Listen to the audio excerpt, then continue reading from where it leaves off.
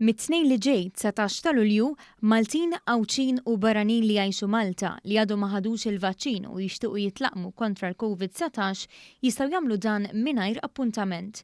F'Malta jistgħu jmorru jitlaqmu l-Università mit-Tnejn sas-Sibt u f'Għawdex l-Aurora mit-Tnejn sal-Ġimgħa. Il-ħinijiet huma bejn it-8:30 ta' filgħodu u t-tlieta ta' wara nofsinhar.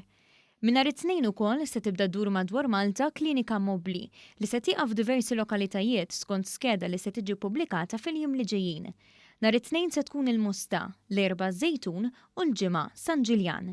Il-koordinatur tal-programm tat-tilqim Steve spjega li dan kollu qed isir biex l-għoti tal-vaċċin ikun dejjem iżjed aċċessibbli. Wara li ħaqna 84% tal-adult population, l-iskop tagħna huwa li nagħmlu aktar aċċessibbli għal dawk li jew kienu xettiċi li jieħdu l-vaccini, u nkella sabuha diffiċli jiġu biċ-ċentri ġagħna.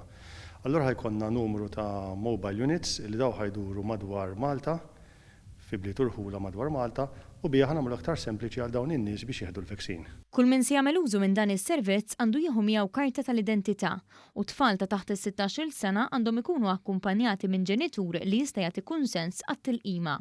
Għal-barrani li jgħixu f'Malta wkoll nixtiequ nagħmlu aktar sempliċi, allura kull ma jridu jieħdu għal dawk li m'għandhomx l-ID card jew ir-residence card lesta jistgħu jieħdu proof li jgħixu Malta bħal pereżempju l-kont tad-dawl u bija nkun nistgħu wkoll intuhom il-vaċċin. L-appell jibqa' biex kulħadd jitlaqqam ħalli nipproteġu lil xulxin.